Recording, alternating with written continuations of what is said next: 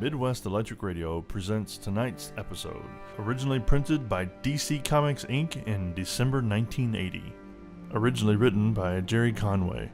Original art by Jose Delbo and Dave Hunt. Original lettering by John Costanza. Original colorist is Jerry Serpe. Original editor is Len Wein.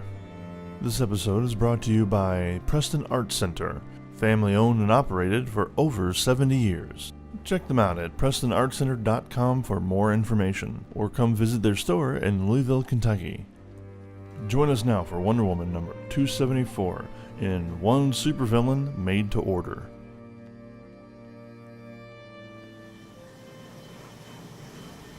The sun is as bright as a white-hot flame on the silver surface of the Atlantic, not far from the Chesapeake Bay. Here, though, the sun's reflection is dulled by a spreading oil slick. Once again, nature has been violated by her errant son, man, as an oil tanker lays crashed against the shore, engulfed in flames. Wonder Woman flies her plane in for a closer look.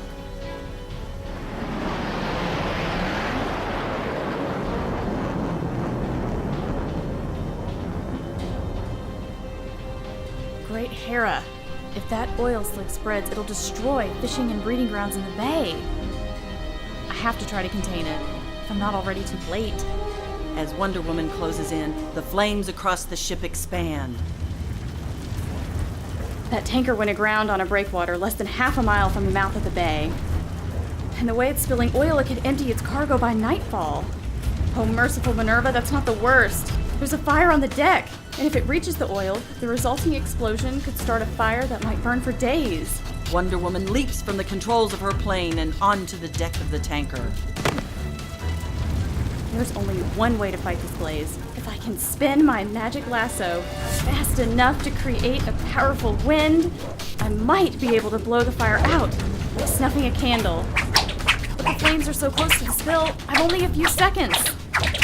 And as Wonder Woman advances on the fire, it begins to weaken. Oh, it's working! The flames are falling back. Just another moment, and thank Hera. That takes care of the immediate emergency. Now to deal with the larger problem. Why men continue to rely on oil for their energy needs when it's so patently dangerous, I'll never understand. It's just one more example of the madness loose in a man's world. Perhaps my mother is right. Perhaps there is a single evil force acting to promote chaos across the world. Sometimes, though, I wonder. Humanity often seems quite stupid enough to create all its problems on its own. And without hesitation, Wonder Woman jumps from the deck of the tanker, diving into the ocean below. As Wonder Woman reaches the massive tear in the tanker's hull. Ugh, this oil sticks to the skin and stinks. Now I know why they call it crude. The hull is torn, but I think if I can apply the correct leverage and strain, I can pull the edges together. Now to seal the new seam with pressure.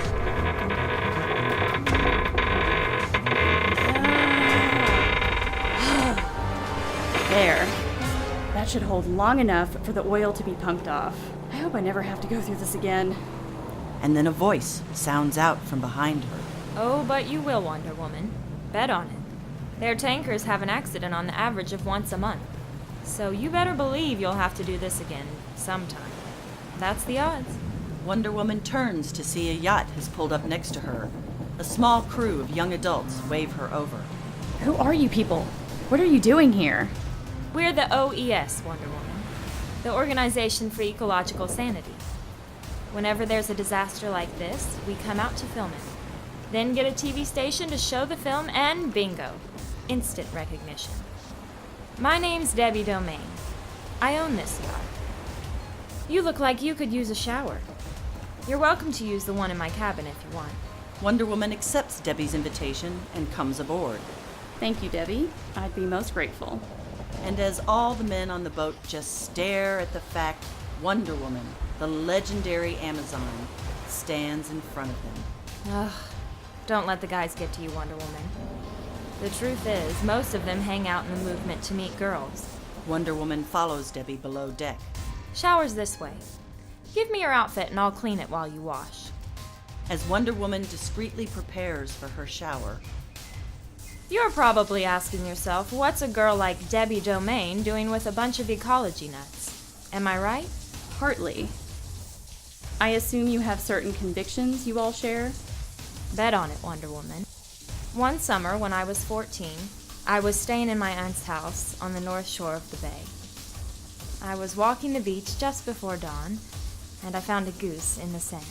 Some people think the geese are the most beautiful thing about Chesapeake Bay. The flight of the geese at sunset, the sound of their cries across the water. There are no words to describe it. I think I understand. Sounds a little like Paradise Island. Maybe, but that was morning. The goose I found was flopping around in the wet sand like something half alive. He had oil on his wings. It was matted thick into the feathers. My aunt and I brought him to the vet. He told us the bird would never fly again. He suggested we take him to a shelter. The next day the vet called us. The bird died overnight from suffocation. He tried to clean his wings and got oil in his lungs. Later, the day is well advanced when the OES yacht returns to its slip in the South Shore Marina. Debbie Domaine waves goodbye to her compatriots in protest and then strolls up the pier to the marina office to check her mail. When she arrives, she finds the flag on the mailbox up. Now, isn't this a coincidence? I was telling Wonder Woman about my aunt just a few hours ago, and now here's a letter from... Oh no. And as Debbie reads her letter, I have less than a week to live. The doctors wanted to keep me locked up in the hospital, but I told them, if I must die, I'll die in my home. You remember the North Shore house, don't you, dear Deborah? Perhaps you could visit me this Friday. There's something I must tell you. Why do the good people always have to die? as the heart-stricken Debbie Domaine reads on through her tears, some miles away outside that set of bureaucratic building blocks known as the Pentagon, a hurrying Amazon makes a swift transformation from woman warrior to Air Force captain. Oh, I'm late for the briefing on the Corps' new solar-powered airbase project. It took weeks of maneuvering to get both Steve Trevor and General Darnell to this briefing. I can't let it fall apart now. Inside, moments later, as a small group of high-ranking officials watch the presentation, they have a quiet exchange of their opinions. Intriguing project, Prince. Using Air Force research funds to develop the world's first solar-powered city. I'm impressed. Then you'll support the project, General Darnell? I'd like to discuss this budget with you in greater detail, Prince. Say, tonight at dinner, at San Suu Kyi? Or am I being too conniving? Conniving or not, you have a date, General. Shortly after, Diana Prince walks down the hallway with Colonel Trevor. If you don't mind, Colonel, I'd like to leave a little bit early tonight. I need some time to change before a dinner engagement. Fine with me, Prince. I've got a dinner date myself with the loveliest angel this side of paradise, Wonder Woman. Diana's eyes widen as she just realizes what she's done. Later, at twilight on the North Shore, Debbie Domaine is finally nearing her aunt's house. It's been years since I was up here. The area hasn't changed. I wish I'd visited Aunt Priscilla more often. But somehow, the seasons just seem to slip away. To be coming back now for such a reason seems so sad. From a remote location, a figure, shrouded in shadow, stares into a glowing screen. Operative to base. Miss Priscilla Rich appears to have a visitor, Master. A young woman, and judging by a certain resemblance, she must be a relative. Then, a sinister voice answers from over the radio. So, it seems your mission was not a complete waste then. Continue to observe the young lady, and when the moment seems right, we will act.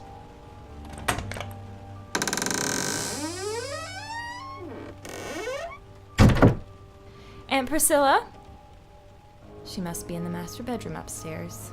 Debbie makes her way up the creaky staircase. Strange how dusty the house seems. It's almost as though Aunt Priscilla spent more time out of the house than in it these past few years.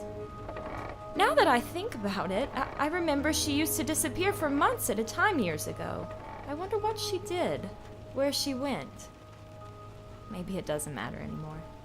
And as Debbie enters the bedroom, Aunt Priscilla? Who's that? Who's there? Is that you? I told you I'm sick, weak. I can't help you. Wouldn't help you if I could. That part of my life is over. Aunt Priscilla, it's me, Deborah. Your niece, Deborah. Deborah? Oh my heavens. Why did you have to come today? If he saw you... Deborah, give me your hand. Of course, but I don't understand what you're talking about. as Debbie extends her hand, Priscilla grabs her wrist and quickly pulls her in close. And Priscilla, you're hurting me. Child, run! I wanted to tell you the truth about my past, but there's no time now. Not while he's out there. And Priscilla? She's dead. In a panic, Debbie Domaine hurls herself out of the older woman's death grip and loses her balance, stumbling into a closet door. And as the closet swings open, from inside, something moves. The human mind is a funny thing. Even the most rational of us, under stress, emotional or physical, can be terrified by shadows. So it is with Debbie Domaine, shocked by her aunt's death, now startled by something that unexpectedly lunges towards her. She doesn't have time to recover her equilibrium and once again stumbles, this time striking her head. The blow is serious. As she descends into unconsciousness, finally aware that her attacker is nothing more dangerous than a mannequin in a bizarre animal print costume, she senses motion at the bedroom door. Through a gathering haze, she sees the bedroom door swing open as a new apparition enters the room. A masked man reaches out for her. It's the last thing she remembers for a very long time. Meanwhile, in the Georgetown townhouse apartment recently co-leased by Diana Prince and her friend and co-worker, Etta Candy. Talk about your luck, Diana. Imagine Mr. Abernathy renting us this apartment for only $300 a month. I can't believe the mess I've gotten myself into with Stephen Darnell. I heard some talk about him at the Pentagon. He used to be one of the most influential senators in Congress. Then one day he just resigned. No one knows why or... Diana, are you listening to me? Diana snaps out of her daydreaming. I'm sorry, Etta, did you say something? Apparently not. Forget it. As a bewildered Diana Prince tries to apologize, elsewhere, a woman, suspended in midair by mechanical harnesses and medical equipment, wakes from darkness into a mind-stunning brilliance of light. Why doesn't someone turn out those lights? I'm afraid that would hardly suit our purposes, Miss Domaine. I was most unhappy when my agents arrived at your aunt's home and found Ms. Rich dying. I had plans for her, most particularly for her alter ego. Who are you? What are you saying about Aunt Priscilla? Ah, yes. You didn't know about your aunt's secret life, did you? Well, you'll learn. Since we couldn't have the original, we decided to make do with a recreation. You shall be that recreation, Ms. Domaine.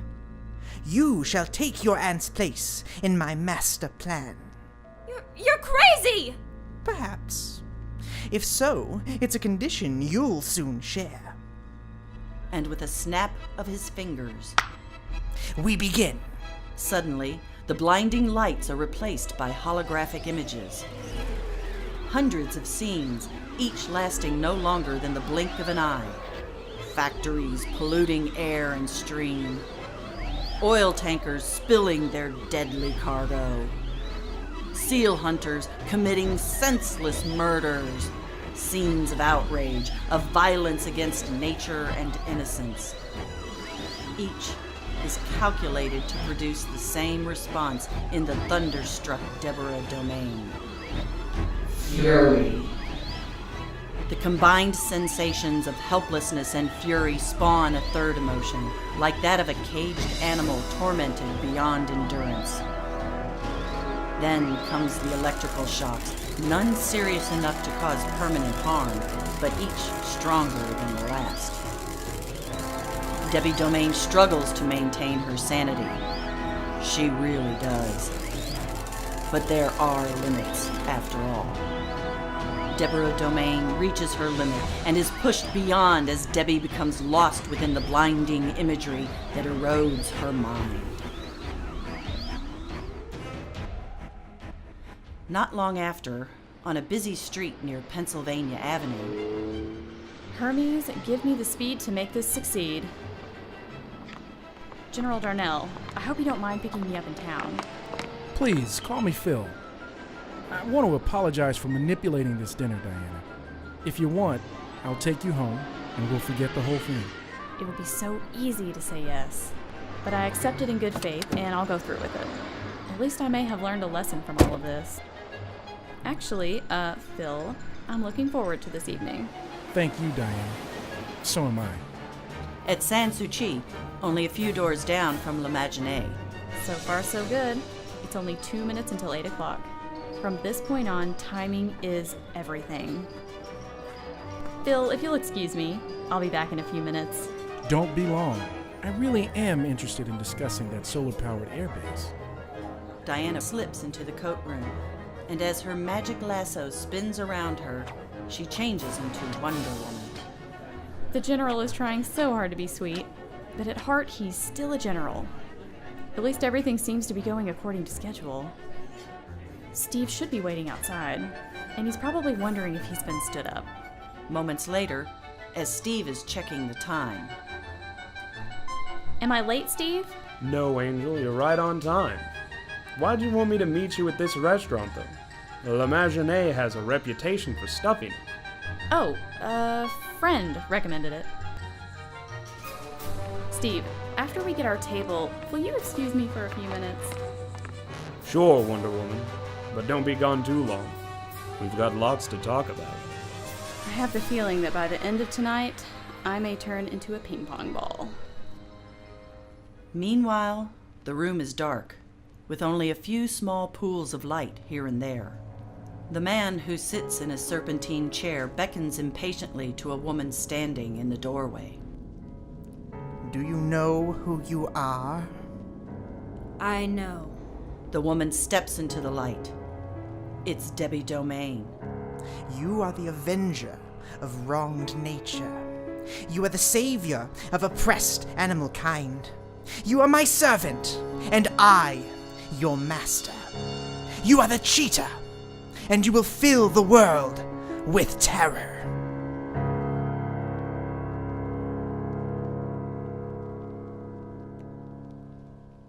This concludes tonight's episode of Wonder Woman number 274 with Jordan Aikin as Etta Candy, Katie Floyd as Wonder Woman and Diana Prince, Kevlen Goodner as General Darnell, Phillip Hubbard as Steve Trevor, Molly Kays as Debbie Domaine and the Cheetah, Judy Littlefield as Aunt Priscilla, Justice Naim as the Kobra Cult Operative, Shelley Marcourt Reed as the narrator, Josh Warren as the Kobra Cult leader. Music by Kevin MacLeod. Edited and directed by Jason Mattingly. With a very special thanks to William Marston. Tune in next time for episode 3 of Midwest Electric Radio with Black Panther number 1, originally published in 2016. That's all for now. Thanks for listening.